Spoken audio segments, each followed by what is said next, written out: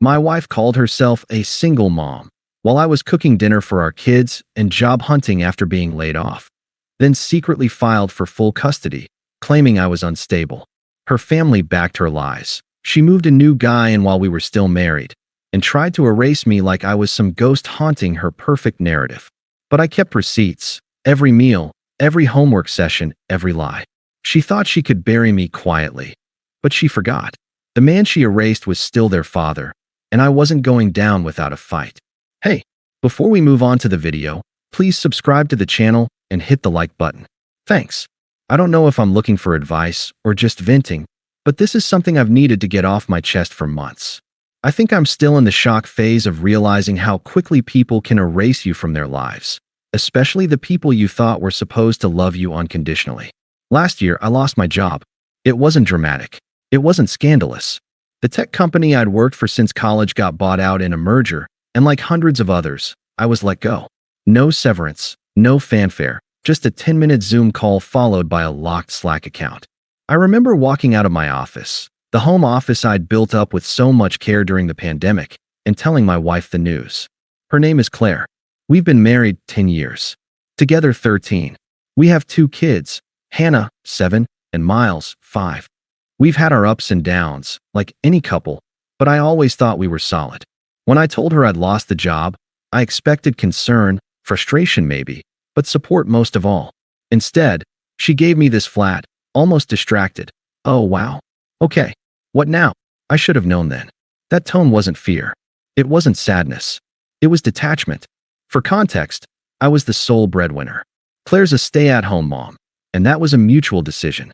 Her parents are well off. Old money. The kind that pretends it's not proud of itself, but somehow always brings up summers in Martha's Vineyard. Claire never needed to work growing up, and once we had kids, she told me she wanted to focus on them full-time. I agreed. I made enough for us to be comfortable. Not lavish, but enough.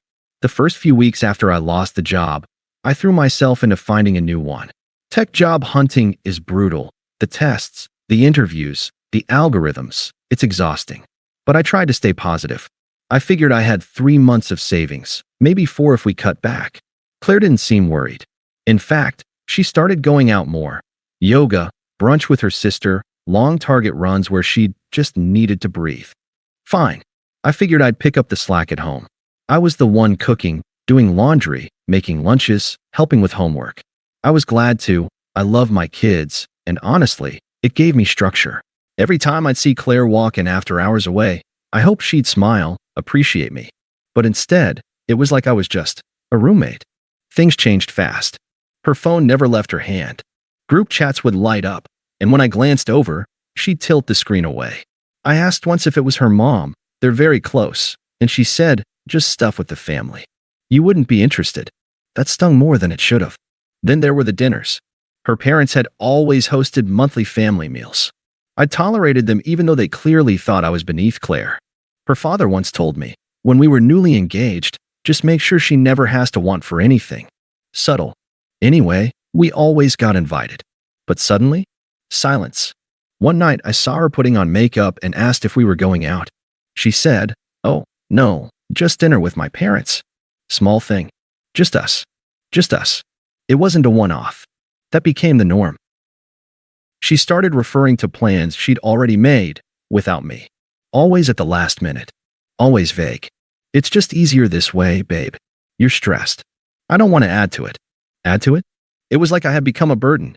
Like I was invisible. And her family? They stopped acknowledging me altogether. I'd text her mom to ask how her back surgery went. No reply. Her brother walked past me at school pickup and acted like I was a ghost. One day, I came downstairs while Claire was on a FaceTime call with her cousin. She didn't know I was within earshot. I heard her say, "It's hard. I feel like I'm doing it all on my own. It's like I'm already a single mom." I just stood there, frozen, holding a pile of laundry I had folded with her favorite show playing in the background because I thought maybe, just maybe, we'd watch it together. I didn't say anything that night. Or the next. I couldn't. I kept telling myself I was imagining it. That she was just overwhelmed. That once I got a job again, things would go back to normal. But I wasn't imagining it. It got worse. 2 months after losing my job, I got an interview at a major fintech company. I told Claire, Her response? That's great. Just don't get your hopes up again. Again. I realized then she wasn't rooting for me anymore. She wasn't on my side. She had already made a mental shift. I wasn't her husband. I was a problem to solve. Or maybe to remove. I started questioning everything. Why did she keep accidentally forgetting to relay messages from the kids' teachers? Why did she start referring to the guest room as her space and keep the door locked? Why was she on her phone at 3 a.m.? The more I asked, the more she shut down. Or worse, told me I was paranoid. It's the stress talking, she'd say. You're projecting. Was I? I didn't know anymore. But the final straw? That came later, at our daughter's recital. That was the moment I realized my wife and her entire family had already erased me from the picture. Like I was just a ghost they were waiting to move out. And that's where everything changed. The recital should have been a good day. Hannah had been practicing for weeks. Her little ballet class was performing a short piece, and she was so excited she couldn't sleep the night before. I helped her with her hair that morning, packed snacks, and even ironed her tiny costume when Claire forgot to pick it up from the cleaners like she'd promised. I thought maybe this would be a reset. A small family moment. Maybe Claire would see me differently, even just a little. We got to the community center early. I found a row with a clear view of the stage and laid out our stuff. Claire said she needed to use the restroom, then wandered off with her phone in hand. I didn't see her again for 20 minutes. When the lights dimmed and the kids filed on stage, I looked to my left. The seats I saved were suddenly filled. Claire's parents, her sister, her brother, all whispering among themselves, ignoring me completely. I leaned into Claire's mom, who was sitting in the seat I'd left for Claire. Hey, where's Claire? She looked confused for a moment. Then she said, Oh, I think she's sitting up front with us. She turned her head, gestured vaguely down the row. I stood up and saw her. Claire was sitting 3 rows ahead, smiling, laughing with her dad, holding Miles in her lap. No seat saved for me. No glance back. Just nothing. I felt sick. I quietly walked to the back of the auditorium and watched the recital standing, arms crossed, as my daughter twirled and jumped with all her little might, her eyes scanning the crowd for us. She didn't see me. When we got home, I waited for Claire to bring it up. She never did. I asked, finally, trying to keep my voice calm. Why didn't you sit with us at the recital? She gave me this exasperated look, like I was being dramatic. There wasn't room. My mom said you weren't there when they came in. I thought you were standing for a reason. She said it like I'd chosen to isolate myself. Like I was imagining it. That was the first time I felt true, visceral rage. But I still wasn't ready to blow everything up. I had no job. No lawyer. I couldn't afford to start a war. So I started watching instead. Claire had started locking her phone with a new passcode. She changed her laptop login. She spent long hours in the guest room, which now had a new lamp, a yoga mat, and a tray for tea that I never saw her actually use. She started sleeping in there a few nights a week, just for space. One night, she left it unlocked. Her laptop. I was walking past, and the lid was open, mail app up, messages still unsent. A draft. I shouldn't have looked. I know that. But I did. I'm trying to keep the peace until he gets a job. Once that happens, I can move forward. But right now I need him calm. The kids are used to him being here. He's still trying. It's exhausting. I sat down, heart pounding. That email wasn't to a friend. It was addressed to Kevin. I didn't know a Kevin. I kept reading. It's like living with a ghost. He's around, but he doesn't see me anymore. He thinks he does, but he's just clinging to routine. I'm so ready to move on. I just need to do this right. My parents said I should wait until I have full custody before taking any steps. Custody? I clicked through her inbox. Found dozens of messages to Kevin. Not a boyfriend, not an old friend, but her lawyer. She was preparing for divorce.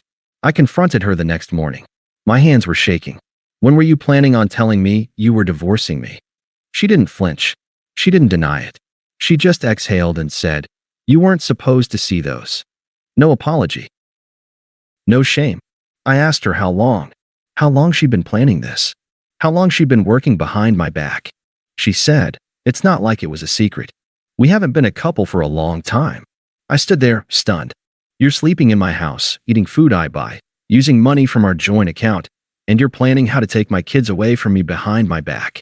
She scoffed. You're not exactly paying the bills anymore. I don't remember what I said after that. It was all a blur. But I do remember her saying this. I'm not the villain here. I'm just not going to sit around waiting for you to figure your life out. I deserve stability. That word, stability, hit like a brick to the face. I had broken my back for 10 years to give her exactly that. Paid every bill. Cooked. Cleaned. Changed every diaper.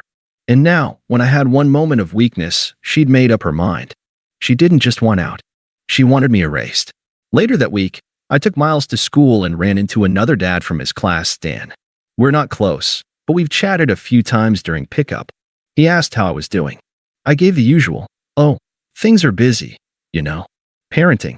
And he said, without malice, "Yeah, I heard Claire's been handling everything solo. That must be tough on you." I blinked. "What?" He looked awkward. "Oh, I just mean, she mentioned being a single mom." I didn't mean to assume anything. Single mom.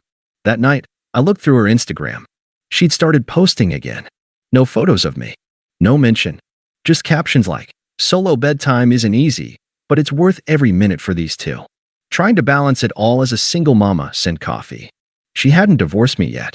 I was still living in the house. I still made breakfast for the kids every morning. And somehow, she'd already rewritten the story. I wasn't her husband. I was an invisible man. And something inside me snapped. I didn't sleep that night. I lay in bed, not the one we used to share, but on the pull-out in the basement, staring at the ceiling while every second of the past year replayed in my head. The apathy, the detachment, the sudden shift from partner to placeholder. The way Claire had turned my worst year into her golden opportunity to step over me. And that word, single mom, kept echoing in my head like a siren. The truth hit hard. I wasn't going to win this by waiting. Claire was playing chess while I was still assuming we were on the same team. She had a lawyer. She had her family lined up behind her. She was framing a narrative. I was the deadbeat husband she'd carried. I needed a plan. The next morning, I got up early, got the kids ready for school, and packed lunches before Claire came downstairs. I acted normal, said good morning, kissed the kids on the head. She barely looked at me. Once she was gone, I did 3 things. Called a lawyer. I found a local father's rights firm. I wasn't trying to be aggressive. I just needed someone who wouldn't write me off because I wasn't the one making money right now. I met with a guy named Martin that afternoon. Middle-aged, calm, no nonsense. When I told him everything, the secret emails, the guest room, the single mom facade, he didn't look surprised. "You'd be amazed," he said. "Women don't have to lie. They just need to paint a believable picture, and society will fill in the rest." "You lost your job?" She can spin that as abandonment. Depression? She'll call it instability. The key is paper trails and timing. He told me what to do. Document everything. Stay calm. Don't leave the house. Don't give her ammo. And above all, get a job, even part-time, and re-establish your identity as an equal caregiver. Opened a new bank account. Claire had already siphoned off part of our savings into an account under her name. I hadn't said anything, but I noticed. So I opened my own, new bank, new debit card, separate from our joint account. I updated my resume and signed up for gig work. By the weekend, I was delivering groceries and tutoring online in the evenings. It wasn't much, but it was income. Set up cameras. Nothing invasive. Just one in the living room and one near the front door, for security, I said. She rolled her eyes, but didn't protest.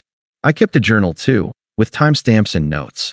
If it came down to custody, I wanted to show the truth, that I was present, stable, and involved in every part of the kids' lives. Over the next few weeks, Claire got more careless. She stopped coming home at night sometimes. Said she was staying with her sister, for clarity. I later found out she was at a hotel downtown. I knew because she left the reservation email open on the shared family laptop. There was a man's name listed next to hers, Brian. I didn't recognize it. When I confronted her, I didn't shout. I didn't accuse. I asked calmly, "Are you seeing someone?" She froze, then gave a little shrug. "I don't owe you an explanation. We've been done for a while." "We're still married," I said.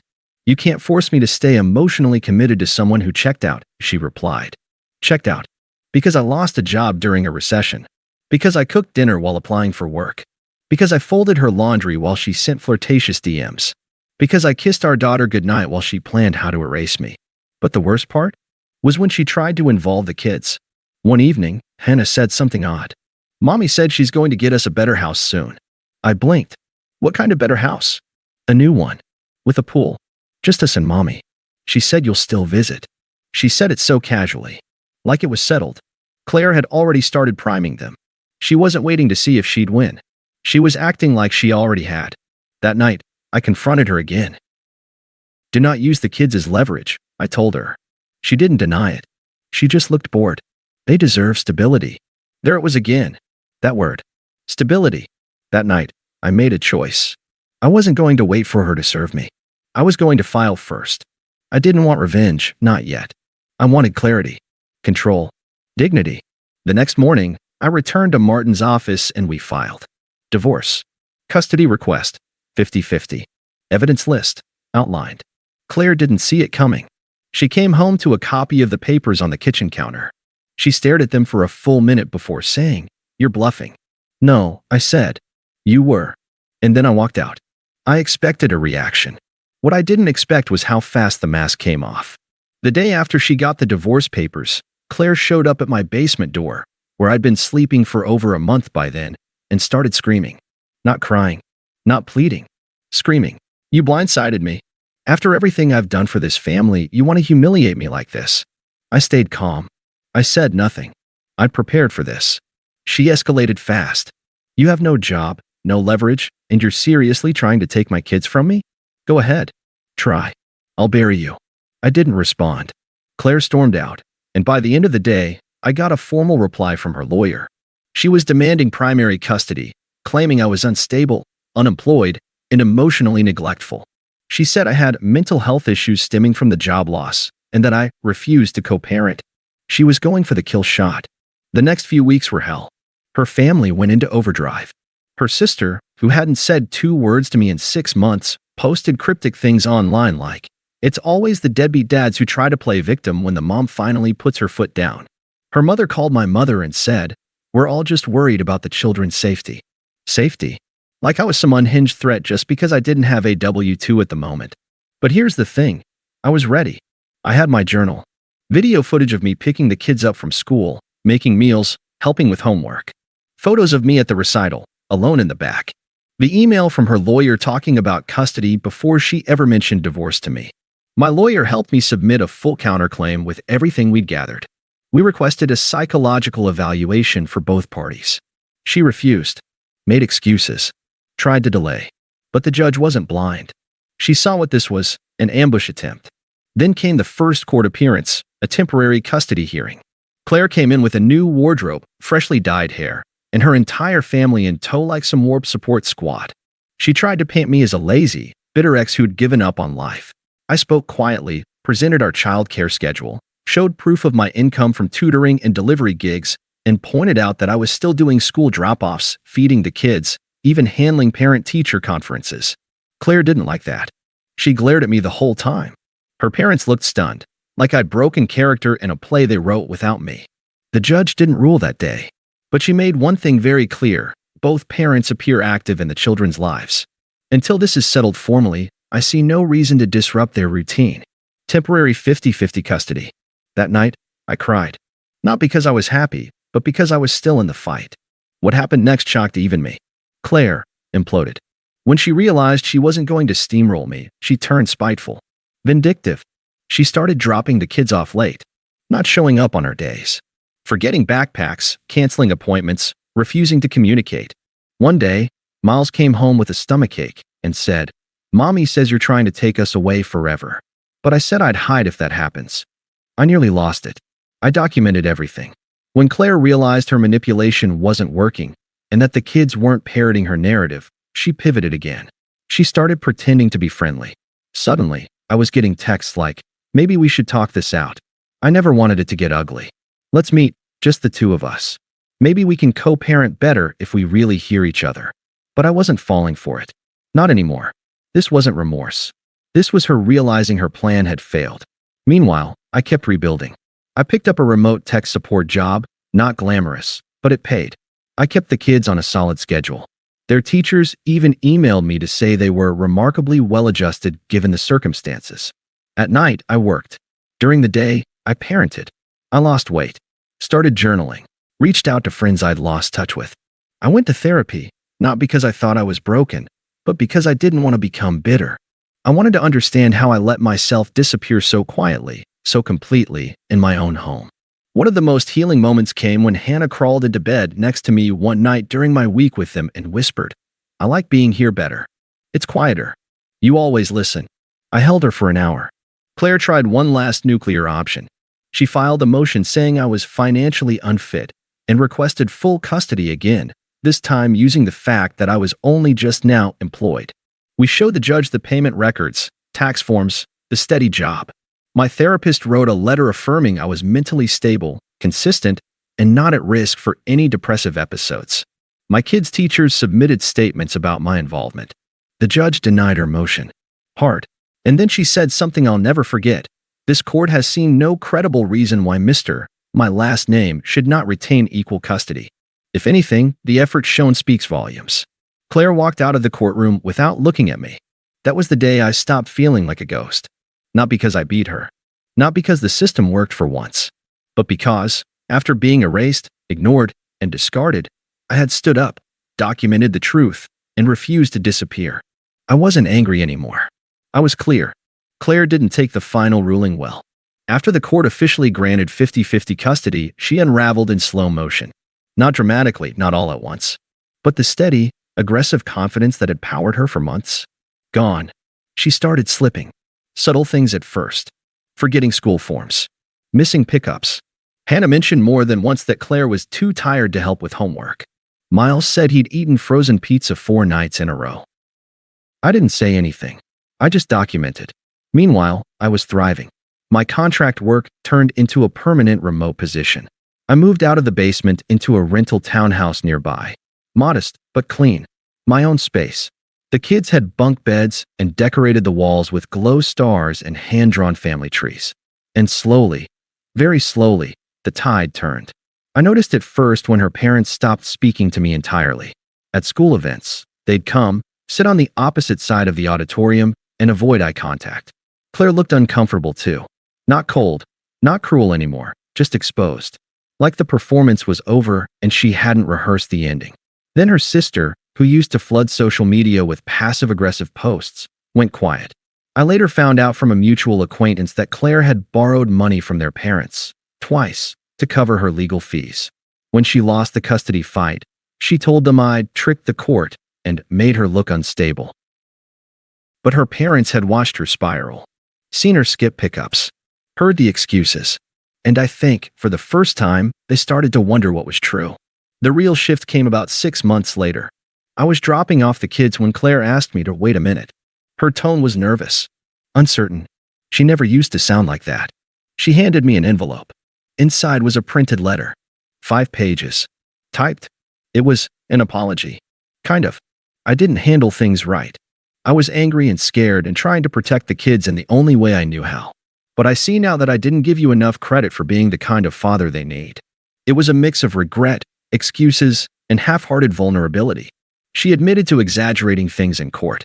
Said she was under pressure from her lawyer and her parents. Claimed she'd never meant to paint me as the villain. The last paragraph said this: "I don't expect you to forgive me, but I hope one day we can be a team again, even just as parents. Maybe even friends." I sat in my car after that drop-off and stared at the letter for a long time. And you know what? I didn't feel vindicated. I felt done. I never responded to the letter. Not directly. Instead, I kept doing what I'd been doing. Showing up. Working. Parenting. Living. The next time she tried to talk, I told her politely, "We can communicate through the app. Keep it simple." She looked disappointed, but nodded. She got it. Or at least, she saw I wasn't going to get pulled back in. Over the next year, she changed.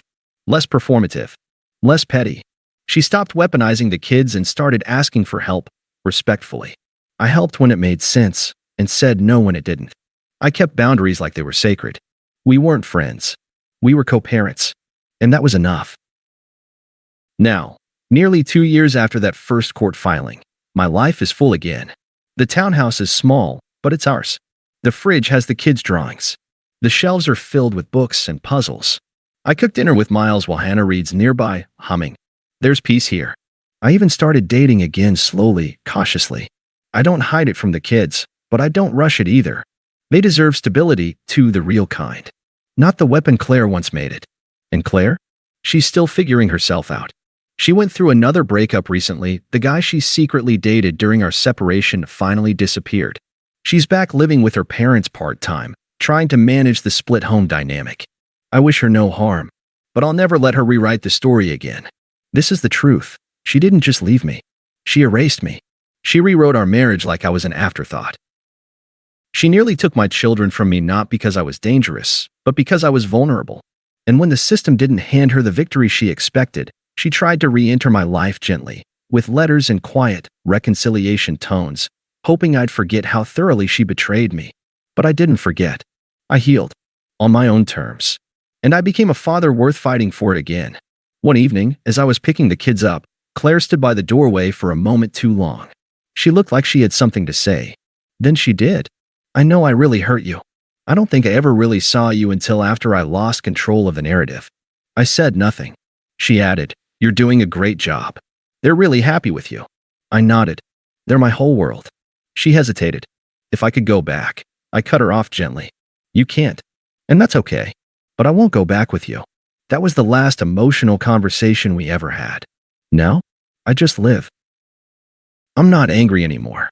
But I'll never forget what it feels like to be erased by the person you trusted most and rebuild piece by piece with no map, no applause, and no guarantees. That's what makes the life I have now feel so powerful. It's not the life she gave me. It's the life I reclaimed. Thanks for watching. Make sure to subscribe to the channel and hit the like button.